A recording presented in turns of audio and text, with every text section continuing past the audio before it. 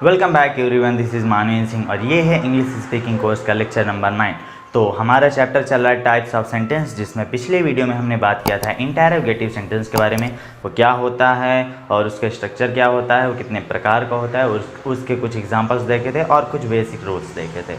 और आज की वीडियो में हम बात करने वाले हैं अपने WH फैमिली के बारे में। तो चलिए देखते हैं हम WH फैमिली क्या होती है। तो WH फैमिली होती है मतलब कुछ क्वेश्चन वर्ड्स होते हैं। इसमें क्वेश्चन वर्ड्स की बहुत सारे शब्द मिलकर एक फैमिली बना लेते हैं, इसे WH फैमिली बोलते हैं। ये स्टार्ट होते हैं आपके W और S से, इसीलिए इन्हें क्या बोलते हैं, WH वर्ड्स बोलते हैं। अब इनका जो यूज़ होता है ये मेन हमें पढ़ना है आज की इस वीडियो में।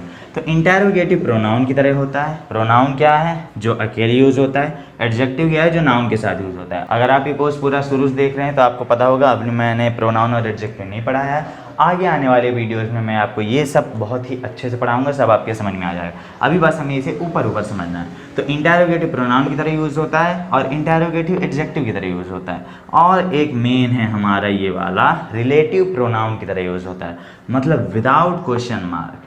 तो दो प्रकार के सेंटेंस हम पढ़ चुके हैं, असर्टिव और इंटरोगेटिव। तो जो रिलेटिव प्रोनाउन का हम यूज़ पढ़ने जा रहे हैं क्वेश्चन वर्ड्स का, यहाँ क्वेश्चन का काम नहीं करेगा, ये बताने का काम करेगा, मतलब कोई सेंटेंस असर्ट करेगा। और इंटरोगेटिव प्रोनाउन और एडजेक्टिव में क्या है, ये आपके विद क्वेश्चन मार्क, मतलब क्वेश्चन मार्क के साथ आएंगे, लेकिन इसमें ये विदाउट क्वेश्चन मार्क आते हैं, विदाउट क्वेश्चन मार्क। ठीक, तो इंटरोगेटिव प्रोनाउन एडजेक्टिव इनके बारे में हम देख लेते हैं सबसे पहले। तो प्रोनाउन क्या होता है और एडजेक्टिव थोड़ा सा मैंने बताया। तो क्वेश्चन वर्ड्स होते हैं जो हमारे 20-25 होते हैं, ये जब अकेले यूज़ होते हैं, मतलब किसी नाउन के साथ यूज़ नहीं होते हैं, अकेले यूज़ होते हैं, तब वो इंटरोगेटिव प्रोनाउन कहलाते हैं। लेकिन जब वो किसी नाउन के साथ यूज़ होते हैं तो इंटरोगेटिव एडजेक्टिव कहलाते हैं। प्रोनाउन नाउन के स्थान पर आता है, ना कि नाउन के साथ। एडजेक्टिव जो नाउन के साथ आता है उसकी क्वालिटी बताता है। तो यही है। तो इसकी पूरी डाउनलोड लिंक आपको डिस्क्रिप्शन में मिल जाएगी। आपको स्क्रीन पर दिख रहे होंगे कितने सारे WH वर्ड्स हैं। इनको अब मैं बोर्ड पर लिखकर तो नहीं दिखा सकता, मैं सबके यूज़ आपको बताता हूँ। आप इन्हें डिस्क्रिप्शन में एक लिंक मिलेगा, वहाँ से जाके इन्हें सिंपली डाउनलोड कर लीजिए और मैं आपको एक एक के रूल समझाता हूँ। ये WH फैमिली का पार्ट 1 है और इसमें हम बात करने जा रहे हैं 3 WH वर्ड्स के बारे में, हु, व्हाट और विच। तो तीनों की हिंदी किस तरह होती है। हु की हिंदी होती है कौन, जो और वो। कौन जब पूछेंगे तब कौन, और जब बताएंगे मतलब रिलेटिव प्रोनाउन की तरह तो जो या तो वो निकलेगी। और व्हाट की हिंदी क्या निकलेगी, क्या, जो और वो। पूछेंगे तो क्या, बताएंगे तो जो और वो। विच में भी सेम है, पूछेंगे तो कौन सा, कौन से, साथी से तीनों लगा सकते हैं, और जो और वो बताने के लिए यूज़ होगा। ठीक, तो इनका जो मेन फंडा है वो ये है कि जो हु का प्रयोग होता है वो केवल और केवल ओनली पर्सन के लिए होता है, इंसान के लिए, किसके लिए, व्यक्ति के लिए। ठीक, सिर्फ और सिर्फ पर्सन के लिए होता है हु का प्रयोग। और व्हाट का प्रयोग आप किसी पर्सन के लिए नहीं करेंगे, ये लाइफलेस थिंग्स के लिए, यानी निर्जीव बेजान वस्तुओं के लिए, जिसमें जान नहीं होती, जैसे कुर्सी टेबल वगैरह हो गया, इन सब में जान नहीं होती। और हर चीज़ मतलब वो जिसमें जान नहीं उसके लिए हम कर सकते हैं। अब विच का प्रयोग किसके लिए होता है, आपका एनिमल्स के लिए होता है। स्पेशली एनिमल्स भले जीवित होते हैं, लेकिन आप हु का प्रयोग नहीं करेंगे इसमें किसका प्रयोग करते हैं, विच का। ये बहुत ही इंपॉर्टेंट चीज़ है। और लाइफलेस ऑब्जेक्ट के साथ तो होता ही, अरे मैंने डबल एल कर दिया, सॉरी। तो यहाँ लाइफलेस थिंग्स के साथ तो होता ही है। और जानवर, पशु, निर्जीव, तो इनके साथ किसका प्रयोग होता है, विच का। इसका मतलब क्या पूछने के लिए, इसका मतलब कौन सा, कौन से, और इसका मतलब क्यों, कौन। लेकिन जो वो तीनों का मतलब होता है। तो इस वीडियो में हम इन्हीं तीनों के बारे में बात करेंगे। तो आगे हम डिस्कस करते हैं इनके कुछ एग्जांपल्स और किस किस तरह से ये इंटरोगेटिव और रिलेटिव की तरह यूज़ होते हैं, प्रोनाउन की तरह कब यूज़ होते हैं, एडजेक्टिव की तरह कब यूज़ होते हैं। तो सबसे पहले हम देखते हैं हु के क्या यूज़ हैं। तो हु का दो तरह से यूज़ होता है, एक इंटरोगेटिव प्रोनाउन की तरह और दूसरा रिलेटिव प्रोनाउन की तरह। इसका एडजेक्टिव की तरह प्रयोग नहीं होता है। तो चलिए हम देखते हैं इसकी हिंदी क्या निकलती है जब हम इसे प्रयोग करते हैं। तो जब इसे हम एक इंटरोगेशन की तरह यूज़ करते हैं तो इसकी हिंदी कौन निकलती है, और जब हम कुछ बताने के लिए यानी रिलेशन के लिए हम इसका उपयोग करते हैं तो जो और वो निकलती है। एग्जाम्पल्स लेते हैं, इंटरोगेटिव प्रोनाउन लेते हैं सबसे पहले हम। तो हु आर यू, तो यहाँ पर सबसे पहले हम यूज़ करें एक क्वेश्चन वर्ड हु, और यहाँ पर हम इसके बारे में देख रहे हैं कि जब इसके बाद एक हेल्पिंग वर्ब आ रही है और इसका काम प्रश्न पूछने के लिए हो रहा है, तो ये हमारा सबसे पहले इंटरोगेटिव है और ऊपर से अकेले आ रहा है, इसके बाद कोई नाउन आ रहा है, नहीं आ रहा है, तो ये हमारा प्रोनाउन है। और प्रश्न पूछ रहे हैं, अतः इसमें एक क्वेश्चन मार्क रह गई। तो हु आर यू मतलब आप कौन हैं, तो कौन यहाँ पर हमारा एक क्वेश्चन वर्ड है और ये हमेशा हिंदी वाक्यों में बीच में ही आते हैं अगर किसी सेंटेंस में यूज़ हुए हैं, तो हिंदी में हमेशा बीच में ही आते हैं। दूसरा sentence who is your father, यहाँ पर ये इंग्लिश में हमेशा शुरू में आते हैं, हिंदी में हमेशा बीच में आते हैं। और ध्यान दीजिए यहाँ इंटेरोगेटिव हो रहा है, मतलब आप प्रश्न पूछ रहे हैं तो इसकी हिंदी क्या निकलती, कौन, आपके पिता कौन है। अभी हम बताने के लिए इनका यूज़ नहीं कर रहे हैं, प्रश्न पूछने के लिए, तो पूछने के लिए इसकी हिंदी क्या निकलती है, कौन है, हु इज़ योर फादर, आपके पिता कौन है। तो ये था प्रोनाउन की तरह यूज़, वो भी इंटेरोगेटिव। अब हम रिलेटिव प्रोनाउन की तरह यूज़ करें, मतलब इसका रिलेशन बताने के लिए, पूछने के लिए नहीं, बताने के लिए। तो ये सिंपल सेंटेंस होता है, जैसे मैंने एक सेंटेंस बोला, ये क्लॉज होते हैं, मैं आपको बाद में जब पढ़ाऊँगी धीरे धीरे, अभी आप इस कोर्स में बने रहिए। और एग्जाम्पल देखिए, I know the man who is standing there, मतलब आई नो द मैन, मैं उस आदमी को जानता हूँ। देखिए द लगा हुआ है, मतलब निश्चित उस आदमी की बात करें, तो मैन एक नाउन है, आई नो द मैन, मैं उस आदमी को जानता हूँ जो वहाँ खड़ा है, क्या, हु इज़ स्टैंडिंग देयर, जो वहाँ खड़ा है। तो यहाँ पर जो हु है उसकी हिंदी क्या निकल रही है, जो, हु इज़ स्टैंडिंग देयर। यहाँ हु का ये नहीं कि मैं उस आदमी को जानता हूँ कौन वहाँ खड़ा है, ये तो हम पूछ रहे हैं, लेकिन हम यहाँ बता रहे हैं। अब मैं उस आदमी को जानता हूँ जो वहाँ खड़ा है, I know the man who is standing there. तो ये बताने के लिए हु का प्रयोग हो रहा है, ना कि पूछने के लिए। और यहाँ भी आप देख सकते हैं कि यहाँ पर एक फुल स्टॉप लगा हुआ है, पूर्ण विराम, अतः हम यहाँ पर प्रश्न नहीं पूछ रहे, बता रहे हैं एक बार। तो यहाँ इंग्लिश में ये हमेशा दो सेंटेंस को जोड़ने का काम करता है, इसलिए रिलेटिव प्रोनाउन कहलाता है। एक सेंटेंस इधर कहला जाता है, एक सेंटेंस इधर। और यहाँ मैन की जगह इसका प्रयोग किया जा रहा है दूसरे सेंटेंस के लिए, बाद में पढ़ेंगे, बस आप एग्जाम्पल समझिए।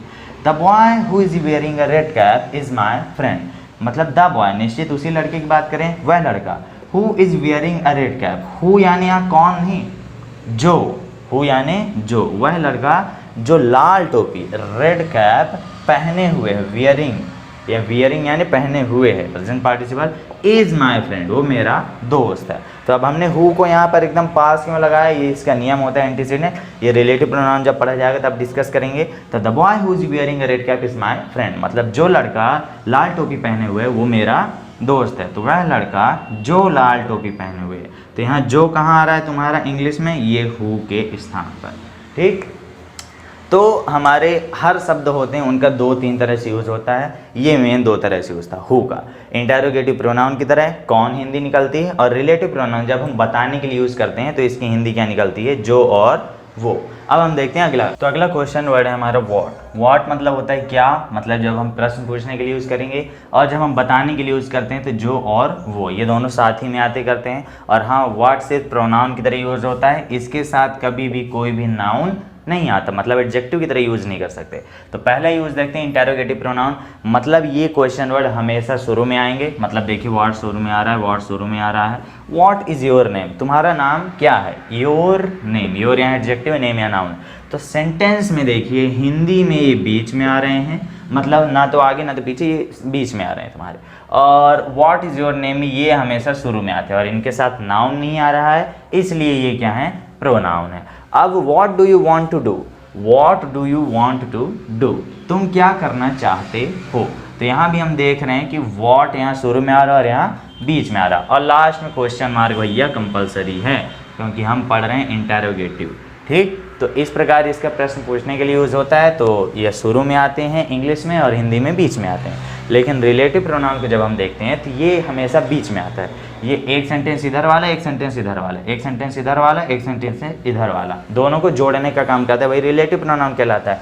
तो आई डू व्हाट आई से, व्हाट के यहाँ दो मतलब निकलते हैं, और व्हाट में एक बहुत बेहतरीन रूल होता है, इसके साथ कभी भी इसके एंटीसीडेंट का प्रयोग नहीं होता है। एंटीसीडेंट वगैरह के ऐसा प्रोनाउन पढ़ेंगे तब डिस्कस होगा, अभी तो हम उससे बहुत दूर हैं। तो आई डू व्हाट आई से, मतलब मैं जो बोलता हूँ वो मैं करता हूँ। तो यहाँ देखिए जो और वो की हिंदी क्या निकल रही है, आपकी व्हाट निकल रही है, ठीक। उन दोनों की एक ही हिंदी निकल रही है, जो और वो की। आई डू यानी मैं वो करता हूँ, व्हाट यानी जो, ये व्हाट यानी क्या निकल रहा है, जो मैं कहता हूँ। तो इसको हम अच्छे से बोलते हैं अगर, तो मैं जो बोलता हूँ वो मैं करता हूँ, आई डू व्हाट आई से। अगला सेंटेंस देखते हैं, आई विल ईट, मतलब मैं वही खाऊंगा, व्हाट, व्हाट यानी जो, यू विल ईट, तुम खाओगे, मैं वही खाऊंगा जो तुम खाओगे। तो वही और जो दोनों के लिए किसका यूज़ किया जा रहा है भैया, व्हाट का। I will eat what you will eat. तो इस प्रकार इसका रिलेटिव प्रोनाउन और इंटेरोगेटिव प्रोनाउन की तरह यूज़ हो रहा है। तो पूछने के लिए हम इसको पहले लगाते हैं, लेकिन बताने के लिए हम इसको बीच में लगाते हैं। ध्यान दें, इनके लास्ट में क्वेश्चन मार्क नहीं आ रहे हैं, फुल स्टॉप आ रहे हैं, लेकिन इनके लास्ट में क्या आ रहे हैं, क्वेश्चन मार्क आ रहे हैं। अब हम बढ़ते हैं अपने अगले वर्ड की तरफ। अगला शब्द है हमारा विच का। विच मतलब होता है कौन सा और जो, कौन सा, कौन से कुछ भी हम बोल सकते हैं। तो इसका तीनों तरह से यूज़ होता है, मतलब ये प्रोनाउन की तरह भी यूज़ होता है, एडजेक्टिव की तरह भी यूज़ होता है और रिलेटिव प्रोनाउन की तरह यूज़ तो होता ही है। तो इंटेरोगेटिव प्रोनाउन की तरह कैसे यूज़ होता है, मतलब अकेले आ रहा है। देखो, which is your book, which is your book मतलब तुम्हारी किताब कौन सी है। अगर हम हिंदी में फोकस करें तो इसकी हिंदी क्या आ रही, कौन सा, कौन सी, कौन से। तो कौन सा कहाँ आ रहा है, वाक्य के बीच में आ रहा है। बीच में इन द सेंस ना तो शुरुआत हो रही ना तो अंत हो रहा है, ठीक है।